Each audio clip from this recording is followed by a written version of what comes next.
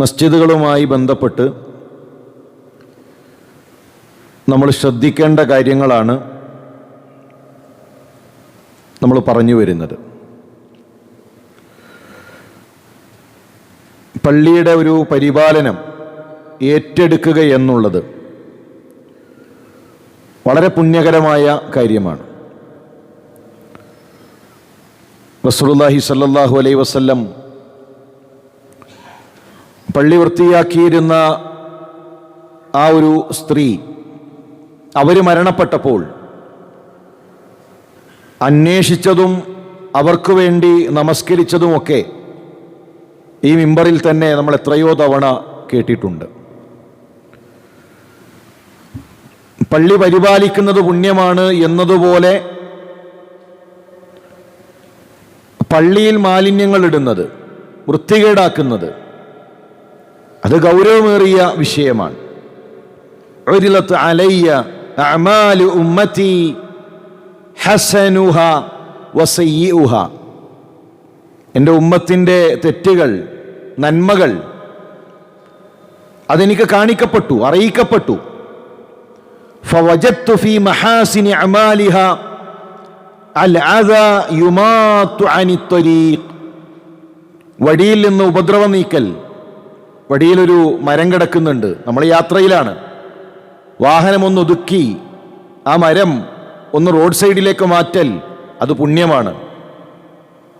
മറ്റുള്ളവർക്ക് ഉപദ്രവമാകുന്നൊരു കാര്യം, അത് വഴിയിൽ നിന്ന് മാറ്റിവെക്കൽ, അത് പുണ്യമാണ്. അതുപോലെ തന്നെ ഫവജദ്തു ഫീ മസാവി അഅമാലിഹാ അന്നുഹാ തകൂനു ഫിൽ മസ്ജിദി ലാ തുദ്ഫൻ. റസൂലുള്ളാഹി സ്വല്ലല്ലാഹു അലൈഹി വസല്ലമയുടെ പള്ളി താഴെ മണലാണ്. അപ്പം അന്നത്തെ കാലത്ത് പള്ളിയിൽ വന്ന് ചില ആളുകൾ തുപ്പും, മണലാണ്. അള്ളാഹുവിൻ്റെ റസൂൽ പറയാണ്, ആ പള്ളിയിൽ തുപ്പുന്നത് എന്നിട്ടത് മണ്ണിടാതെ പോകുന്നത് അത് പാപമായിട്ടാണ്, അത് തെറ്റായിട്ടാണ് എനിക്ക് കാണിക്കപ്പെട്ടിട്ടുള്ളത്. പള്ളി വൃത്തിയായി സൂക്ഷിക്കുക എന്നത് പ്രധാനപ്പെട്ടതാണ്. ആ മടക്കി വെച്ച പാൻറ് നേരെ പള്ളിയിൽ വന്നിട്ട് അത് അഴിക്കുക, അതിലുള്ള ആ പൊടിയും ചളിയും അത് മുഴുവൻ പള്ളിയിലാക്കുക. പള്ളിയിൽ ഇരിക്കുമ്പോഴാണ് നഖത്തിൻ്റെ വലിപ്പം നോക്കുന്നത്, പിന്നെ ആ നഖം അതിങ്ങനെ ചീന്തി അതിൻ്റെ കഷ്ണം പള്ളിയിലിടുക, അത് കാർപ്പറ്റിലിട്ട് പോവുക. ഇതെല്ലാം വളരെ ഗൗരവമുള്ള വിഷയമാണ്. പള്ളി വൃത്തിയായി സൂക്ഷിക്കണം. അവിടെ ഒരു മാലിന്യം കണ്ടാൽ അവിടെ ഒരു ഉദ്യോഗസ്ഥനുണ്ട്, ഏൽപ്പിച്ചൊരു വ്യക്തിയുണ്ട്, അയാളുടെ മാത്രം ഉത്തരവാദിത്തമല്ല, അത് അള്ളാഹുവിൻ്റെ ഭവനമാണ്. നമുക്ക് അവിടെ ചെയ്യാനുള്ളത് ചെയ്യാൻ, പള്ളി വൃത്തിയാക്കുന്നതുമായി ബന്ധപ്പെട്ട പ്രവർത്തനങ്ങളിൽ ശ്രദ്ധിക്കാൻ നാം സമയം കാണേണ്ടതുണ്ട്. അതുപോലെ തന്നെ പല പള്ളികളിലും ടോയ്ലറ്റുകൾ അടച്ചിട്ടിരിക്കുകയാണ്. എന്താണ് കാരണം? അവിടെ പല ആളുകളും കയറും, പിന്നീട് വൃത്തിയാക്കാതെ അവർ തിരിച്ചു പോകും. അതുകൊണ്ടാണ് ജനങ്ങൾക്കത് തുറന്നു കൊടുക്കണം. പക്ഷെ എന്തുകൊണ്ട് ഈ ഒരു അവസ്ഥയിലേക്ക് പല ആളുകളും ചിന്തിക്കുന്നു? മലമൂത്ര വിസർജനം നടത്തിയിട്ട് അത് ശുദ്ധിയാക്കാതെ ആ പള്ളി കമ്മിറ്റിക്കാരെയും മറ്റുള്ളവരെയും പിന്നീട് അവിടെ വരുന്നവരെയും എല്ലാവരെയും പ്രയാസപ്പെടുത്തുന്ന ചില ആളുകൾ. റസൂലുള്ളാഹി സ്വല്ലല്ലാഹു അലൈഹി വസല്ലം പറഞ്ഞു, ഇത്തഖുൽ ലആനൈൻ. ഖാലൂ വമൽ ലആനാനി യാ റസൂലല്ലാഹ്. ശാപം കിട്ടുന്ന ചില കാര്യങ്ങളുണ്ട്, അത് കണ്ടാൽ ആളുകൾ ശപിച്ചു പോകും. എന്താണത്? റസൂലുള്ളാഹി സ്വല്ലല്ലാഹു അലൈഹി വസല്ലം പറഞ്ഞു, അല്ലദീ യതഖല്ല ഫീ ത്വരീഖിൻ നാസ് ഔ ഫീ ളില്ലിഹിം. ജനങ്ങൾ പോകുന്ന വഴിയിൽ, ജനങ്ങൾ നടക്കുന്ന വഴിയിൽ മലമൂത്ര വിസർജനം നടത്തുക. അതിലൂടെ നടക്കുന്നവർക്ക് ദുർഗന്ധം ഉണ്ടാകും, പ്രയാസം ഉണ്ടാകും. ആ നടന്നു പോകുന്ന ആളുകൾ, ആരാണ് ഇവിടെ ഈ പണി ചെയ്തത്, ആരാണ് ഈ പ്രയാസം ഉണ്ടാക്കിയത് എന്നവരുടെ നാവ് കൊണ്ട് ശാപവാക്കുകൾ പറയും. ഒരു മരത്തണൽ, അതുപോലെ ജനങ്ങളിരിക്കുന്ന ഇടം, അവിടെ മലമൂത്ര വിസർജനം നടത്തിയാൽ ജനങ്ങൾക്കതൊരു പ്രയാസമാണ്, ജനങ്ങൾക്കതൊരു ഉപദ്രവമാണ്. ആ പണി നിങ്ങൾ ചെയ്യരുത് എന്ന് പഠിപ്പിച്ച റസൂലുള്ളാഹി സ്വല്ലല്ലാഹു അലൈഹി വസല്ലം. അതുപോലെ പ്രധാനപ്പെട്ടതാണ്, ഒരു പബ്ലിക് ടോയ്ലറ്റ് നമ്മൾ ഉപയോഗിക്കുന്നുവെങ്കിൽ അത് വൃത്തിയാക്കണം, അത് ശുദ്ധിയാക്കണം. നമ്മൾ എങ്ങനെയായിരിക്കണം, നമ്മൾ അവിടേക്ക് കയറുമ്പോൾ ഏത് രൂപത്തിലായിരിക്കണം എന്ന് നമ്മൾ ആഗ്രഹിക്കുന്നുവോ അതുപോലെ വൃത്തിയാക്കിയിട്ടാണ് അവിടെ നിന്ന് നമ്മൾ തിരിച്ചിറങ്ങേണ്ടത്. പള്ളിയുമായി ബന്ധപ്പെട്ട വിഷയം പ്രത്യേകം ശ്രദ്ധിക്കുക. അതുപോലെ തന്നെ റസൂലുള്ളാഹി സ്വല്ലല്ലാഹു അലൈഹി വസല്ലം പറഞ്ഞു, നാളെ അള്ളാഹു തണലേകുന്നൊരു വിഭാഗം, സബഅത്തുൻ യുളില്ലുഹുമുല്ലാഹ്, 7 വിഭാഗം ആളുകൾക്ക് അള്ളാഹു തണലേകും. അന്ന് മറ്റൊരു തണലില്ല, മറ്റൊരാശ്വാസമില്ല, മറ്റൊരവലംബമില്ല.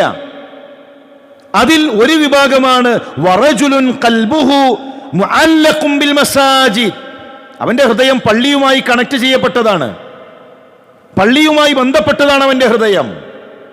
വെള്ളിയാഴ്ച രാവിലെ ഒരു പണിയുണ്ടെന്ന് പറഞ്ഞാലേ വെള്ളി രാവിലെ പറ്റൂല, അന്ന് പള്ളി ക്ലീനിങ്ങിന്റെ ദിവസമാണ്.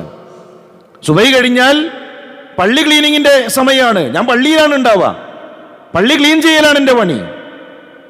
യാത്രയിലാണ്, പെരിന്തൽമണ്ണയിലാണ്, അപ്പോഴും ചിന്ത പള്ളിയിൽ മോട്ടർ ഇട്ടിട്ടുണ്ടോ, അവിടെ ഇമാം എത്തിയിട്ടുണ്ടോ, ഖത്തീബ് എത്തിയിട്ടുണ്ടോ, എപ്പോഴും പള്ളി പള്ളി പള്ളി, പള്ളിയെക്കുറിച്ചുള്ള ചിന്ത, പള്ളിയുമായി ബന്ധപ്പെട്ട ഒരു ഹൃദയം, പള്ളിയിൽ സമയം ചിലവഴിക്കാൻ അവർക്കിഷ്ടമാണ്.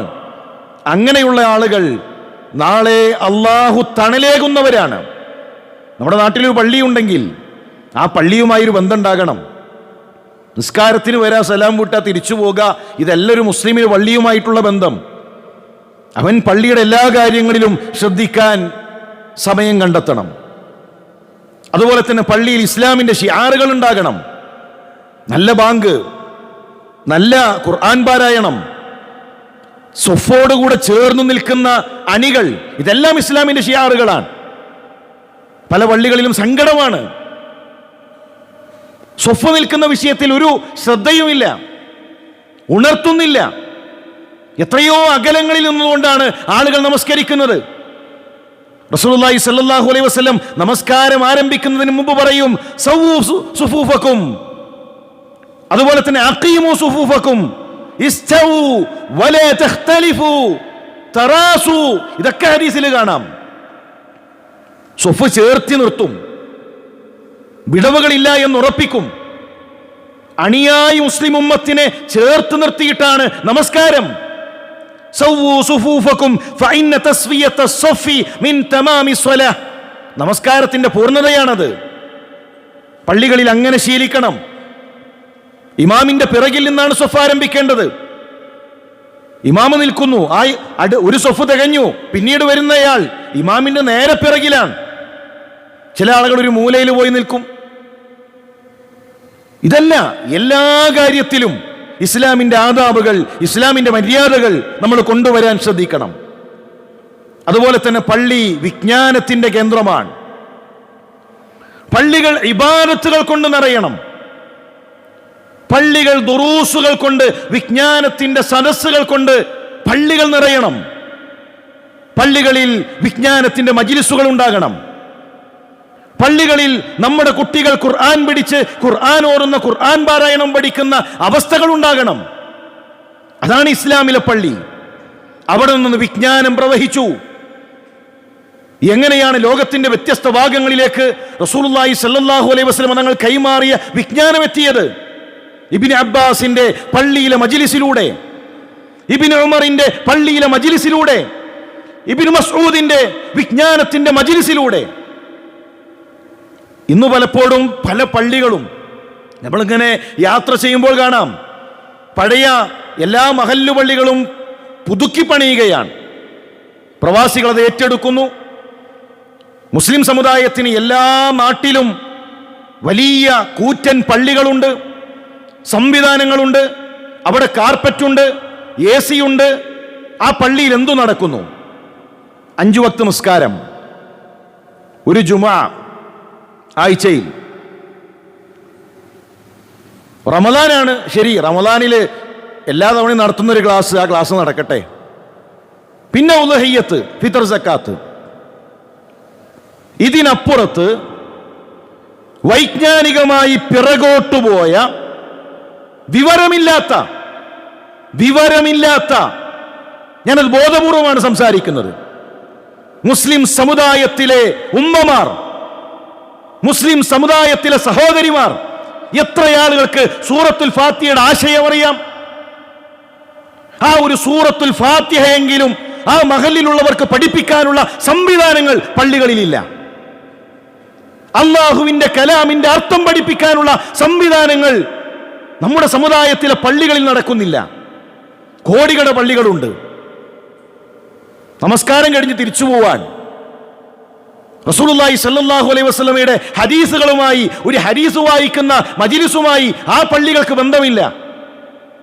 ആ നാട്ടിലുള്ള നമ്മുടെ മക്കൾ, കൊച്ചു കുരുന്നുകൾ, അവർക്കൊന്ന് ഖുർആൻ ഓതി പഠിപ്പിച്ചു കൊടുക്കാൻ അവിടെ സംവിധാനങ്ങളില്ല. എന്തിനാണ് ഇത്ര വലിയ കൂറ്റൻ ബിൽഡിങ്ങുകൾ? നമുക്ക് പള്ളികളിലൂടെ വിജ്ഞാനം പ്രവഹിക്കണം. അവിടെ നമ്മുടെ ഉമ്മമാർക്ക് പഠിക്കാനുള്ള സംവിധാനങ്ങൾ ഉണ്ടാകണം. റസൂലുള്ളാഹി സ്വല്ലല്ലാഹു അലൈഹി വസല്ലമയുടെ ഹദീസ് പഠിക്കാനുള്ള സംവിധാനങ്ങൾ ഉണ്ടാകണം. ഇത് വളരെ ഗൗരവത്തോടുകൂടെയാണ് നാം മനസ്സിലാക്കേണ്ടത്. അത്രമാത്രം വൈജ്ഞാനികമായി പിറകിലാണ് ഈ സമുദായം. ശരിയായ അഖീദയും ശരിയായ കർമ്മങ്ങളും പഠിപ്പിക്കാൻ പള്ളികളിൽ സംവിധാനങ്ങൾ ഉണ്ടാകണം. മറ്റൊരു വിഷയം, പള്ളികൾ ബിദ്അത്തിന് വിട്ടുകൊടുക്കാനുള്ളതല്ല. പള്ളികൾ അനാചാരങ്ങൾക്ക് വിട്ടുകൊടുക്കാനുള്ളതല്ല. ചിലപ്പോൾ കണ്ണുനീര് വന്നു പോകും. മുസ്ലിം സമുദായം അള്ളാഹുവിന്റെ ഭവനത്തിൽ ചെയ്തു കൂട്ടുന്ന തോന്നിവാസങ്ങൾ കാണുമ്പോൾ. വഅന്നൽ മസാജിദ ലില്ലാ ഫലാ തദ്ഉ മഅല്ലാഹി അഹദ എന്ന് പറഞ്ഞ അതേ പള്ളിയിൽ ഉറൂസ് നടക്കുന്നു. ആ പള്ളിയിൽ സംഗീതം വെച്ചുകൊണ്ട് തുള്ളുന്നു. ഇസ്ലാം നിഷിദ്ധമാക്കിയ ഹറാമിന്റെ സംഗീതം. ആ സംഗീതം വെച്ചിട്ട് പള്ളിയിൽ തുള്ളാണ്. ആണുണ്ട്, പെണ്ണുണ്ട്. ആനയെ കൊണ്ടുവന്നിരിക്കുന്നു. ചെണ്ടമേളങ്ങൾ, വാദ്യമേളങ്ങൾ. എത്ര പൈസയാണ് പൊടിക്കുന്നത്? മുസ്ലിം വഖഫ് ബോർഡിൽ ആനൊന്നുമില്ലല്ലോ. ഇത് ഓരോന്നും 10,000 20,000 കൊടുത്ത് എഴുന്നള്ളിച്ച് അങ്ങനെ കൊണ്ടുവന്ന് നിർത്തുന്നതാണ്. ഇത് അല്ലാഹുവിന്റെ ഭവനത്തിന്റെ മുന്നിലാണ് നടക്കുന്നത്. പ്രവാചകൻ സല്ലല്ലാഹു അലൈഹി വസല്ലമയുടെ ജന്മദിനത്തിന്റെ അന്ന് അലങ്കരിക്കുകയാണ് പള്ളി മുഴുവൻ. വിളക്കുകൾ കൊണ്ട് അണിയിച്ചൊരുക്കുന്നു, തോരണം തൂക്കുന്നു. അല്ലാഹുവിന്റെ ഭവനത്തിൽ ബിദ്അത്തിന് വേണ്ടി, പുത്തനാചാരങ്ങൾക്ക് വേണ്ടി ഈ കാര്യങ്ങൾ നടക്കുമ്പോൾ, പ്രിയമുള്ള സഹോദര, അല്ലാഹുവിന്റെ ഭവനത്തിൽ ഈ ബിദ്അത്തും അനാചാരവും നടക്കുമ്പോൾ ഇത് ദീനല്ല എന്ന് പറയാൻ നമ്മുടെ ഹൃദയത്തിൽ ഈമാനുണ്ടോ? നമുക്കത് കഴിയണം. നമുക്കത് ഗൗരവത്തോടുകൂടെ ഈ സമുദായത്തെ ഉണർത്താൻ നമ്മളെ സംബന്ധിച്ചിടത്തോളം സാധിക്കേണ്ടതുണ്ട്. അതുകൊണ്ട് പള്ളികൾ ഈ രൂപത്തിലുള്ള അനാചാരങ്ങൾക്ക്, ബിദ്അത്തുകൾക്ക് വിട്ടുകൊടുക്കേണ്ടതല്ല. അത് തൗഹീദിന് വേണ്ടിയാണ്. ആ തൗഹീദിന് വേണ്ടിയുള്ള ഭവനങ്ങളിൽ റസൂലുള്ളാഹി സ്വല്ലല്ലാഹു അലൈഹി വസല്ലം പഠിപ്പിച്ച രൂപത്തിൽ ഇബാദത്തുകൾ ക്രമീകരിച്ച് മുന്നോട്ട് പോകാൻ നമുക്ക് സാധിക്കണം. അള്ളാഹു അതിനുള്ള തൗഫീഖ് നമുക്ക് നൽകി അനുഗ്രഹിക്കട്ടെ.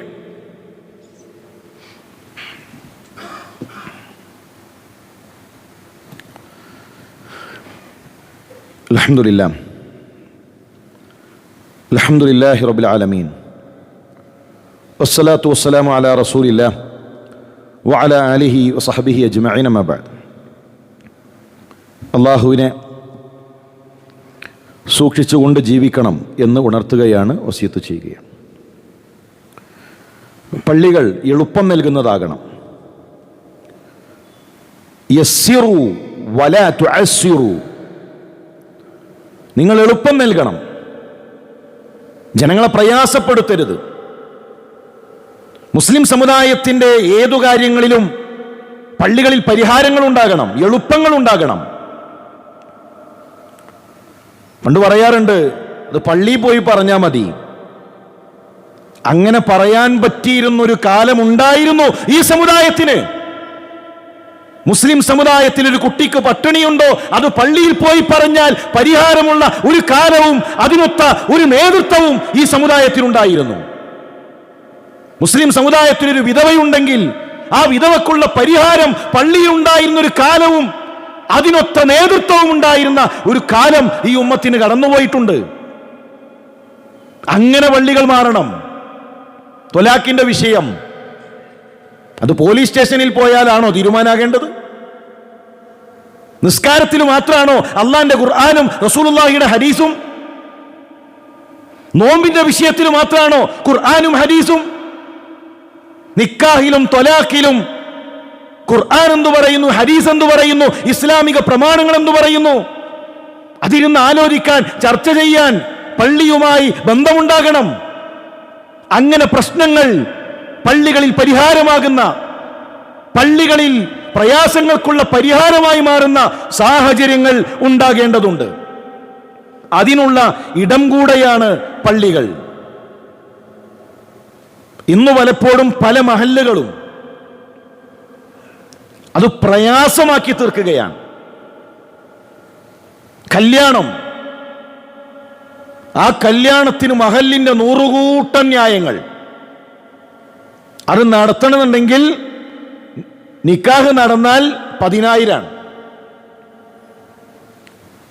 അബ്ദുറഹ്മാൻ ബിൻ ഔഫിന്റെ കല്യാണം കഴിഞ്ഞു. റസൂലുള്ളാഹി സ്വല്ലല്ലാഹു അലൈഹി വസല്ലം അറിഞ്ഞിട്ടില്ല. ആരാ റസൂലുള്ളാഹി? ആ മഹല്ലിലെ സെക്രട്ടറിയാണ്, പ്രസിഡന്റാണ്, ഖാളിയാണ്, ഖത്തീബാണ്, എല്ലാമാണ്. അള്ളാഹുവിന്റെ റസൂൽ സല്ലല്ലാഹു അലൈഹി വസല്ലം അറിഞ്ഞിട്ടില്ല. റസൂലുള്ളാഹി ചോദിക്കണം, അബ്ദുറഹ്മാനെ കല്യാണം കഴിഞ്ഞോ? നബിയെ കല്യാണം കഴിഞ്ഞു. ഔലിം വലൗ ബിശാത്ത്, എന്നാ ഒരു ആടിനടുത്തിട്ട് വലീമ കൊടുക്കട്ടോ. ജാബിർ റളിയല്ലാഹു തന്റെ കല്യാണം കഴിഞ്ഞു. നബി ചോദിക്കാണ്, ജാബിർ ഒരു കല്യാണം കഴിക്കണ്ടേ? നബിയെ കല്യാണം കഴിഞ്ഞു. വിധവയാണോ കന്യകയാണോ? വിധവയാണ് നബിയെ. ഒരു കന്യക പോരായിരുന്നോ? നബിയെ ഉമ്മ മരണപ്പെട്ടിട്ടുണ്ട്, ചെറിയ സഹോദരിമാരാണ്, പെങ്ങളാണ്. അവരെ കൂട്ടത്തിൽ ഒരു ചെറിയൊരു പെൺകുട്ടി കൂടെ വന്നാൽ അതിനേക്കാൾ നല്ലത് അവരെ കൂടെ നോക്കാൻ കഴിയുന്ന ഒരു മുതിർന്ന പക്വതയുള്ള ഒരു സ്ത്രീയാണ്. അതുകൊണ്ടാണ് ഞാൻ അവരെ തീരുമാനിച്ചത്. ശരി, മഹലിൽ നിന്ന് പേര് വെട്ടി, ഖാളി അറിഞ്ഞിട്ടില്ല, ഖത്തീബ് അറിഞ്ഞിട്ടില്ല. അതുകൊണ്ട് ഇനി ഇതുമായൊരു ബന്ധവുമില്ലുണ്ടോ? അള്ളാന്റെ റസൂൽ പ്രാർത്ഥിക്കുകയാണ്, മദീന എന്ന മഹല്ലിലെ ഖാളി, ഖത്തീബ്, അവിടെ കല്യാണം കഴിഞ്ഞ ആൾക്ക് വേണ്ടി പ്രാർത്ഥിക്കാൻ. ഇന്ന് മരണത്തിന്, കല്യാണത്തിന്, മരിച്ചു കഴിഞ്ഞാൽ 20,000 രൂപ വാങ്ങുന്നവർ, 25,000 രൂപ വാങ്ങുന്നവർ. ഇതെങ്ങനെയാണ് ഈ പൈസ വീതിക്കുന്നത്? നിക്കാഹിന്റെ സമയത്ത് പള്ളിയിൽ 2 ഉസ്താദ് വരും.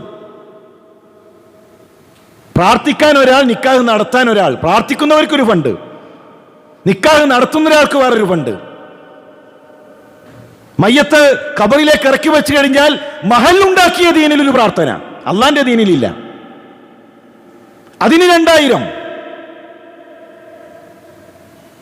ഒരു മനുഷ്യൻ ഈ നാട്ടിൽ മരണപ്പെട്ടാൽ അത് ഫർളു കിഫയാണ്, സാമൂഹികമായ ബാധ്യതയാണ് ആ മനുഷ്യരെ ഖബറിലേക്ക് ഇറക്കി വെക്കൽ. എത്ര പാവപ്പെട്ടവനാണെങ്കിലും, എത്ര ധനികനാണെങ്കിലും, അതിസമ്പന്നനാണെങ്കിലും ഈ സമുദായത്തിന്റെ ഉത്തരവാദിത്വമാണത്. അത് ചെയ്തിട്ടില്ലെങ്കിൽ ഈ ഉമ്മത്ത് കുറ്റക്കാരാണ്. ഒരു മനുഷ്യൻ മരണപ്പെട്ടാൽ ആ പൈസ വാങ്ങിയിട്ടല്ല പള്ളിയുടെ മിനാരം കയറ്റേണ്ടത്, പള്ളിയിലെ മിമ്പർ മാറ്റേണ്ടത്, അതുകൊണ്ടല്ല പള്ളി വികസിപ്പിക്കേണ്ടത്. മരണവും കല്യാണവും ഒക്കെ വരുമാനമാക്കി മാറ്റുന്നവർ, അനാവശ്യമായ പണം വെച്ചുകൊണ്ട് പാവപ്പെട്ട മുസ്ലിം സമുദായത്തെ പ്രയാസപ്പെടുത്തുന്നവർ. യസ്സിറു വലാ തുഅസ്സിറു, നിങ്ങൾ എളുപ്പമാകണം. ഇസ്ലാമിലെ കല്യാണം എളുപ്പമാണ്. ഇസ്ലാമിൽ ഒരു മനുഷ്യൻ മരണപ്പെട്ടു കഴിഞ്ഞാൽ ആ മരണാനന്തര കർമ്മങ്ങൾ എളുപ്പമാണ്. അവിടെ സാമ്പത്തിക വാരാലോചിച്ച് തലയിൽ കൈവെക്കേണ്ട ഒരു അവസ്ഥയില്ല. ഒരു നാടിനെ പറ്റി പഠിച്ചപ്പോ ആ നാട്ടിലുള്ളൊരു സിസ്റ്റം, അവിടെയുള്ള ഗൾഫുകാരൊക്കെ തീരുമാനിച്ചിട്ടുണ്ട്, ഈ നാട്ടിൽ ഒരാൾ മരിച്ചാൽ ആ മരണപ്പെട്ട വീട്ടുകാരുടെ കയ്യിൽ നിന്ന് പൈസ വാങ്ങേണ്ടതില്ല. അത് അവരെല്ലാവരും കൂടെ എടുത്ത് ആ നാട്ടിൽ അത് നടക്കും. മരണപ്പെട്ട കുടുംബത്തിന് അന്ന് ആ പൈസ കൂടലും ആ ബില്ലടക്കലും അതിൻ്റെ ഓട്ടവും ആ തിരക്കുമല്ല. അവർ ദുഃഖത്തിലാണ്. അവരവർക്ക് വേണ്ടി പ്രാർത്ഥിച്ച് അവർക്ക് മടങ്ങാം. അതിൻ്റെ ഉത്തരവാദിത്വം ആ നാട്ടിലുള്ള ധനികർ, ആ മഹല്ലേറ്റെടുത്തു. എത്ര നല്ലൊരു മാതൃക! ഞാൻ പറയുന്നത് അങ്ങനെ കുറച്ച് ചിന്തകൾക്ക്, അങ്ങനെ കുറച്ച് ആലോചനകൾക്ക്. ഇസ്ലാമിക ചരിത്രത്തിലെ ഒരു മഹാപണ്ഡിതൻ നടന്നു പോകുമ്പോൾ അദ്ദേഹം ചോദിച്ചു, എവിടെയാണ് ഈ ഉമ്മത്തിലെ പുരുഷന്മാർ, നേതാക്കന്മാർ? അദ്ദേഹം കരഞ്ഞുകൊണ്ട് പറഞ്ഞു, ഉണ്ടായിരുന്നു, ഇന്നെല്ലാം ഖബറിലാണ്, മണ്ണിനടിയിലാണ്. അങ്ങനെ കുറച്ച് ചിന്തകളും, അങ്ങനെ ഈ സമുദായത്തിന്റെ സങ്കടങ്ങളും വേദനകളും അറിഞ്ഞ് പള്ളിയിൽ പോയി പറയാൻ കഴിയും എന്നതൊരാഗ്രഹമാകണം, ഒരു സ്വപ്നമാകണം. അങ്ങനെ പള്ളി ഉയരണം, അങ്ങനെ മഹല്ലുകൾ ഉയരണം. ആ രൂപത്തിലേക്ക് മാറേണ്ടതുണ്ട്. അതുകൊണ്ട് നമ്മൾ പള്ളിയുമായി ഒരു ബന്ധം ചേർത്തു വെക്കണമെന്ന് പ്രത്യേകം ഓർമ്മപ്പെടുത്തുകയാണ്.